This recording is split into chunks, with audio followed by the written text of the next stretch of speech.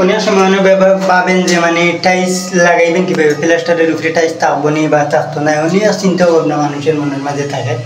আমি আজকে দেখাই ডাইরেক্ট পেন্টের উপরে টাইলস লাগাই, আর অথচ আমরা দেশে প্লাস্টারের উপরে টাইলস লাগাইতে ধরায়। আমি দেখাই আপনার, এই যে দেখেন এটা হচ্ছে সম্পূর্ণ পুরোটা পেন্টের উপরে, এটা পেন্টের উপরে এটা রং মারছে, আর এই রং বলতে ওয়াটার প্রুফ মারছে যাতে পানি ওয়ালের ভিতরে না ঢুকে। এটা হচ্ছে সম্পূর্ণ জিপসন, এই এটা পুরোটা পেন্টের উপরে। আমি আপনাদেরকে আর একটু দেখাই, এটা একটু না ফলো করলে বুঝতে পারবেন। এই দেখতেছেন এটা হচ্ছে সম্পূর্ণ জিপসন। এই যে এই জিনিসটা দেখতেছেন না, এই জিনিসটা এটা হচ্ছে জিপসন, এর উপরে ওয়াটার প্রুফ মারিয়া টাইলস লাগাই। আমরা অনেক সময় দেশও টাইলস লাগাই, মানুষ মনে করি যে মানে উঠিয়া যাইব কি কুলিয়া যাইব কি পড়ে যাব, অনেক ভুল ধারণা থাকে।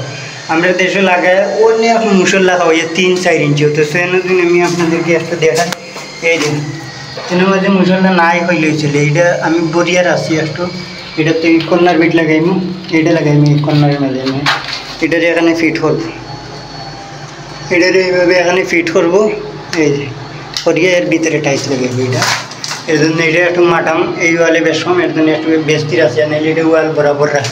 এই যে দেখছেন, আমরা দেশও কিন্তু অনেক সময় অনেক মানুষের ভুল ধারণা থাকে যে এমনি না এমনি, এমনি না এমনি। এই দেশে সব কাম হয়েছে পেন্টের উপর, সব কাম। এখানে ওয়াটার প্রুফ মারছে শুধু জিপসনের কারণে, জিপসন না হলে কোনো ওয়াটার প্রুফ মারে, জিপসনের কারণে ওয়াটার প্রুফ মারতে হয়েছে, দেখছেন।